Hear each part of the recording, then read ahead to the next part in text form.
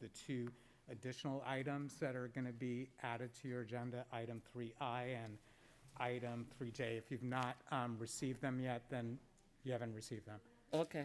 All right, then, Madam Chair, you can open the reasonable opportunity for all the items on your agenda, with the exception of the two that will be added on. When they're brought to you, then I guess you're going to open up reasonable opportunity again on the two items. All right.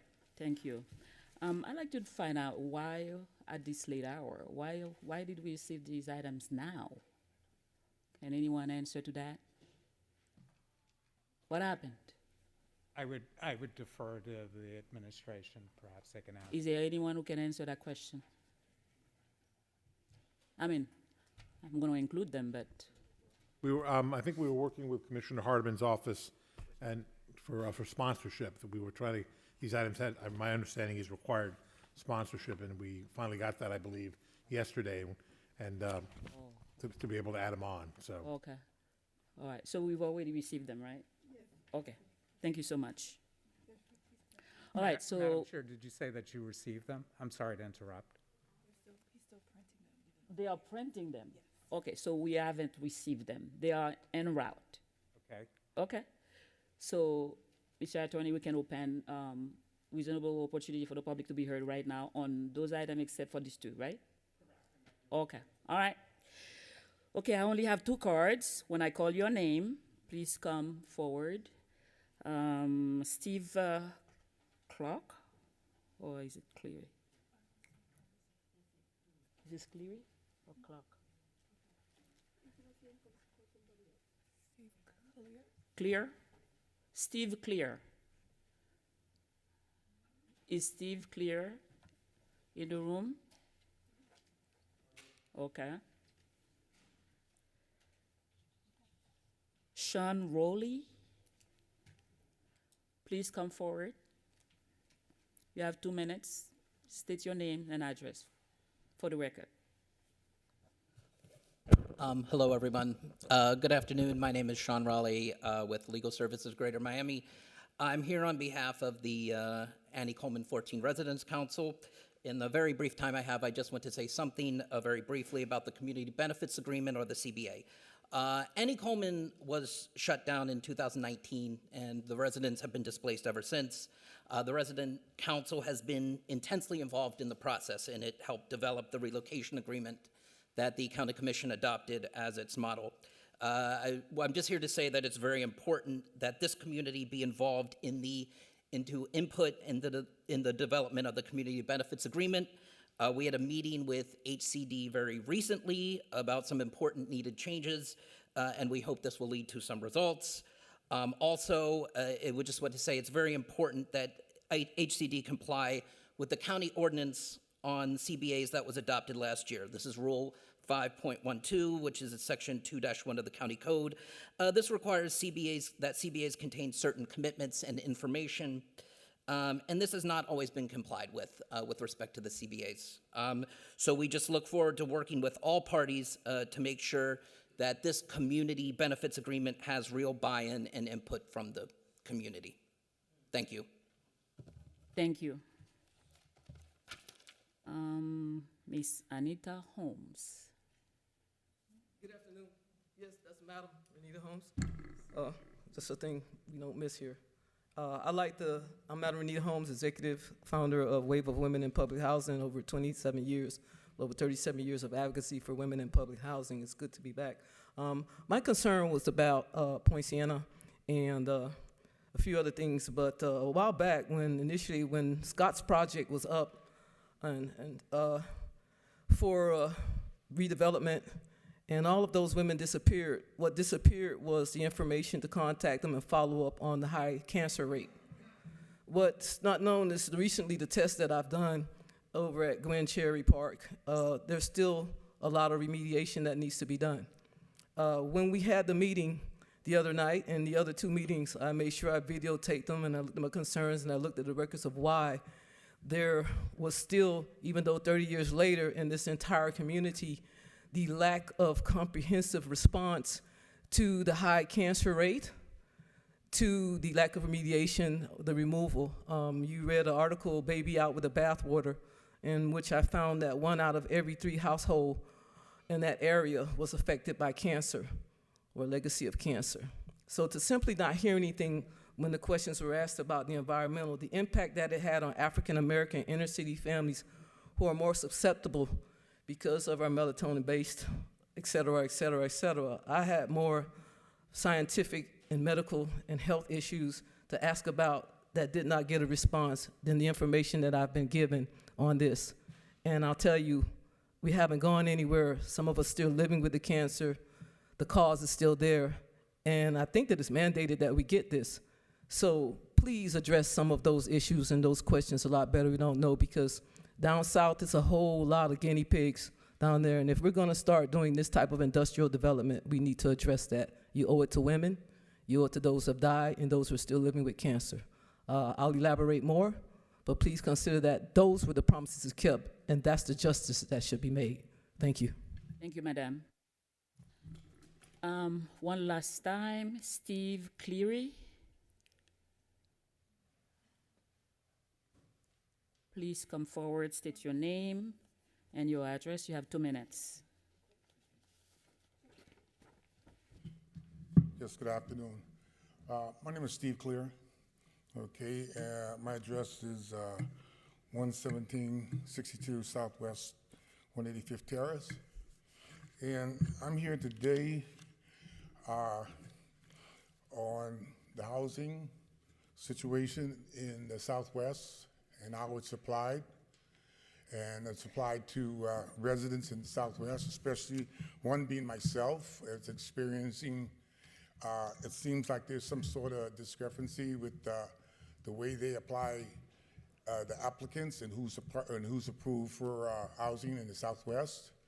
Okay, I've, for the past 8, almost 10 years, okay, after being made homeless by Dade County, okay, I ended up homeless, and I've been applying ever since, okay? I lost my home to Dade County. And it seems like there's certain areas or parts of Dade County in the Southwest that cater to a certain group. And I'd like to see that change, and hopefully that they can rectify that and do a better job at what is providing housing for residents in Dade County. That's why there's so much homelessness. It's not being applied too evenly. I have more to say, but it would have to come under another agenda that you guys are having regarding the situation, okay? Thank you. All right. Mr. Attorney, any other changes in the agenda besides those you Yeah, stated? yes, Madam Chair, there's a couple changes to your agenda. First of all, as I stated before, there are 2 additional items that will be handed out. They're item 3I and 3J. The first one, just so the public is aware, is a resolution awarding development rights to Integra Solutions LLC to the development of Annie Coleman 14 development pursuant to work order proposal number 012-99505A, redevelopment of county properties under the RAD program for the Housing Community Development Department. And item 3J, which again will be handed out as a resolution approving and authorizing the county mayor to execute a master development agreement with RUDG LLC in an estimated amount of $682,145,127 for the development of Claude Pepper Towers. In addition, Madam Chair, there's a Scrivener's error in item 3F related to the property management agreement.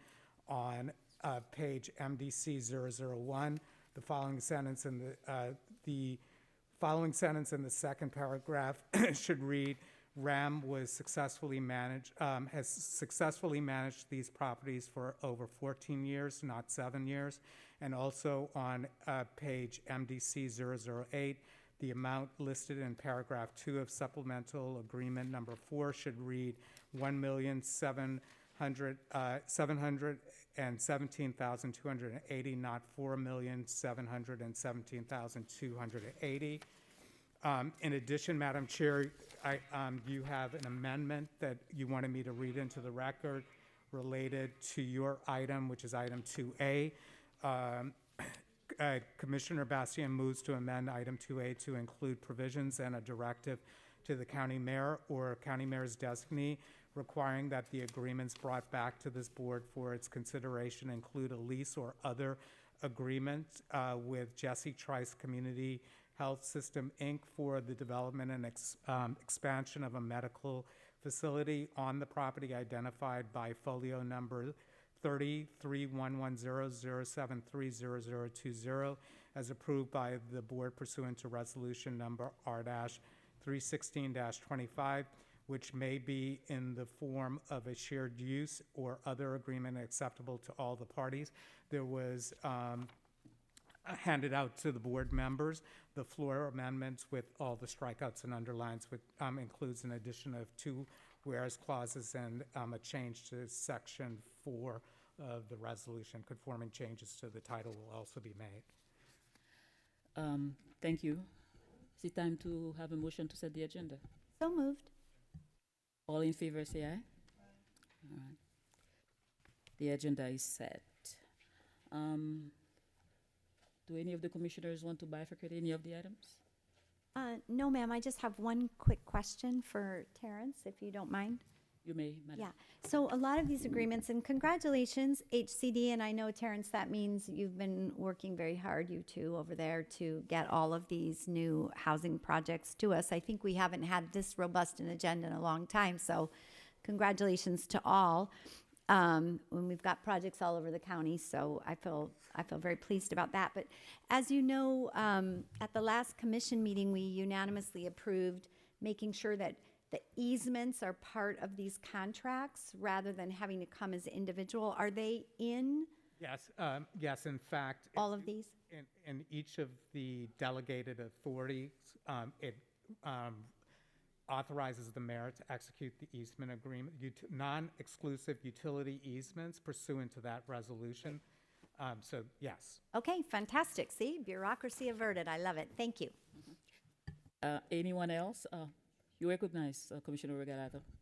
Thank you. I was going to ask about my water and sewer easement, right? So you got your utility easements. In terms of water and sewer and the possibility of some pump stations in the properties that do not have connectivity to water and sewer in the area, not necessarily that property. I didn't see any of these properties. Obviously, none of them have septic tanks, but there are 2 that are in the vicinity of areas that do not have connectivity. Did we look at the possibility of a WASD pump station easement? We could Thank you. Anyone else? take a look Madam at that. Chair, Yes. That's a question. Oh, you did ask. I was. That was a question. No, you were, It started with You did. asked a question. Okay. All Did right. we look at, right? Yes. did we look at that? I don't believe we did, is what I'm seeing from Clarence, so.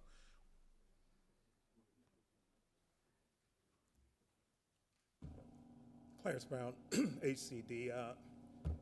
Commissioner Regalado, no, we did not take a look at that, but we will definitely take a look to see if there's an opportunity before this. Yeah, just talk to water and sewer and have them look at the proposals. And to the folks that are here, we passed an item saying that all county properties, obviously we want the easements to go quickly, but we also want water and sewer to look and see if there's a possibility of having a pump station there in the future. And if that's the case, then it moves forward with that easement so that when water and sewer needs that infrastructure, it's available. So, Absolutely. thank you. Madam Chair, Second? Yeah, I was going to move the whole agenda if my Madam colleagues- Chair, if I may. Excuse me. What is going on? Excuse me. Yes. So yes. Would you like to say something? Yes, Madam Chair. You recognize, sir. For item 2A, I just wanted to see if I can be listed as a co-sponsor. Yes, sir. Thank you. All right. Thank you so much. Madam Chair, if I could. Yes. Uh, You recognized, sir. Thank you. Jimmy Morales, through the chair, Jimmy Morales, Chief Operating Officer. Madam Chair, on item 2A, I know that the item asks that we bring all necessary development agreements within 30 days. This is a very large and complicated project, 19 parcels. There's contamination. We've got to deal with Jesse Trice now. What the department has asked me is whether or not we can bring a status report in 90 days and negotiations and contracts not later than 180 days. We just don't think it's capable of doing all this in a 30-day period. It's a very large project, including an industrial park, et cetera. With all the respect, sir, I appreciate your comment, but my office has been working with the different departments since February. I think I will give you 60 days. I think 60 days is enough. As I stated earlier in a meeting that I attended earlier, I think it is time that we, in this commission, we try to do things, in the faster. I mean, things take time. It lingers. I think it's time that we do due diligence, and I think 60 days is enough times, for you. Because since February, we've been meeting with folks. It's been tough. So I think 60 days is a good time. It's a good time. We're negotiating with the other side. We'll, obviously, agreements mean that both sides have to agree. We'll do the best we can, obviously. 60 days, I think you can do it. All right. I think you can do it. I trust that you will do it. And Manager, just for the record, in terms of, following up a little bit on Commissioner Higgins, if all of the items today are approved, you're adding another 1,637 housing units to the portfolio. So it's congratulations on all the hard work they've been doing and that you all have been doing. Yes, they have been doing a wonderful, fantastic job, and I'm very pleased, and I'd like that to continue. I know that our staff work very hard, and oftentimes we don't take time to really recognize them. In this case, where we are working on a mega development that's taking 40 years. This is a development that is 40 years in the making. Residents have been asking me for this. Commissioner, what are you doing with Ponciana? How are you going to make it happen, Commissioner? We need you to do something, and I'm proud that this project will bring 750 units to our district, including 155 housing units for seniors and more than 600 mixed income units for residents earning 30%, from 40 to 120% AMI. I'm also proud that it will also generate over 500 jobs for local residents, to good paying jobs, because sometimes we tell people we're giving them jobs and they have to work 16 hours a day and then they still can't, make ends meet. So we're talking about good paying jobs. Most importantly, I'm proud that we are, by developing this huge project, we will keep our promise to the residents who've been waiting for 40 long years. So yes, your staff have been working very hard with my office.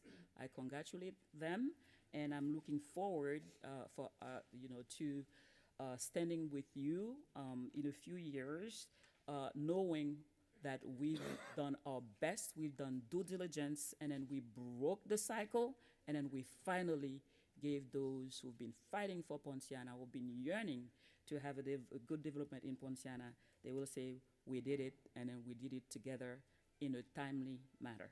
So thank you so much, staff. Job well done so far. Now, Mr. Attorney, should we reopen? We don't have anything else from you, colleagues. Anything else? No. Okay, should we reopen reasonable opportunity for the two items at this time? Yes, Madam Chair. Okay, I don't so- know if we got a second on the Yeah. motion to approve the agenda. There was a second. Okay, all right. So all in favor? On all but the two items that. you Yes. open- Okay. Yeah, okay, we did have that. And then we did vote, right? Pardon, I didn't hear you. We did vote. You haven't, I don't think you voted. All in favor? Aye. Okay, we voted. Now we voted. Okay, so now we can open reasonable opportunity for on the two items, right? Yes. So Again, Madam item Chair, it's item 3J and 3I. 3I and 3J. Correct. All right. Is there anyone from the public wishing to speak on those two items? Please come forward. You have 2 minutes, and make sure to fill out a card. Can someone give him a card?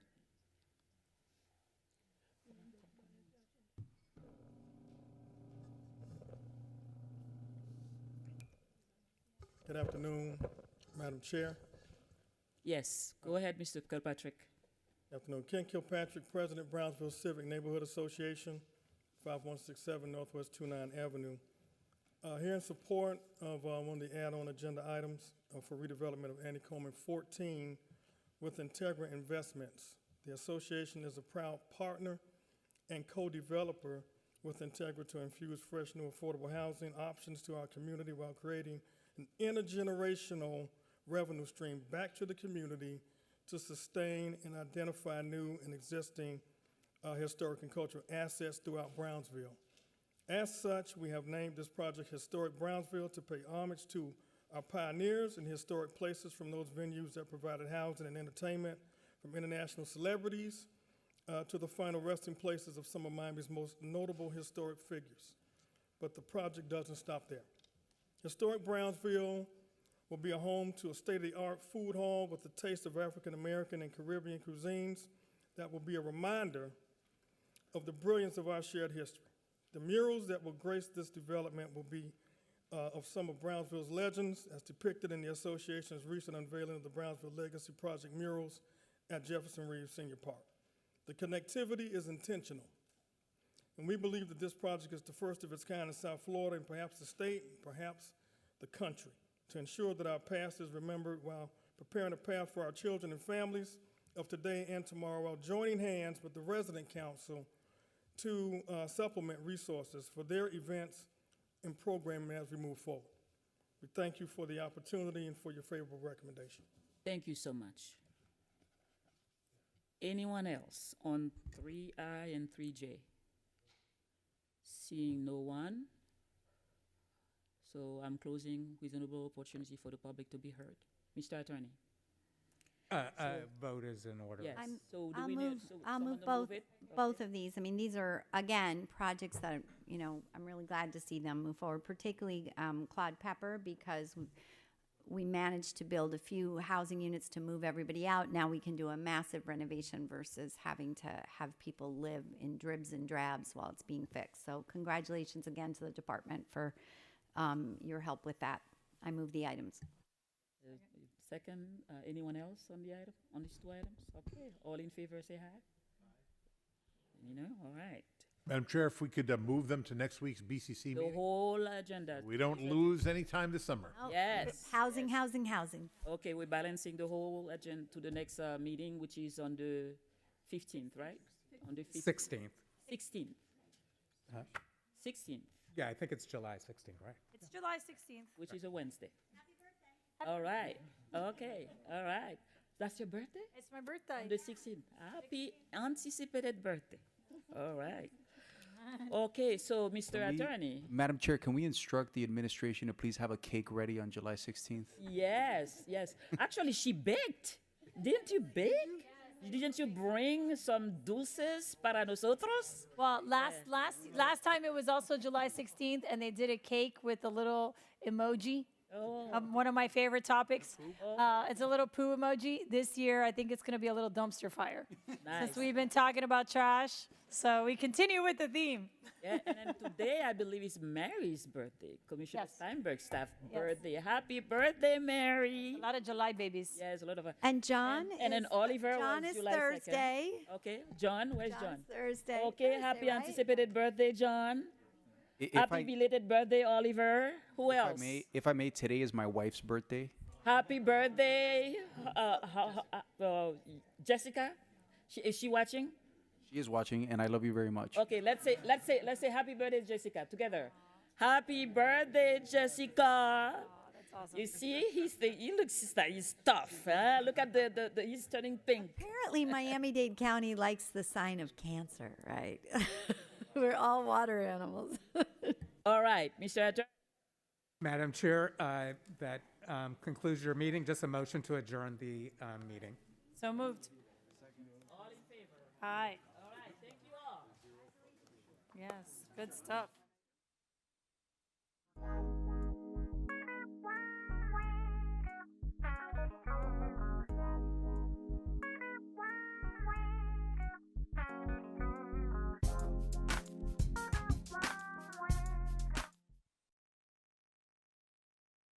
2 senators to vote against it.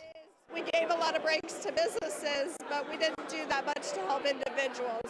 And I want to continue to work on helping the individual and make Florida more affordable for people's pocketbooks.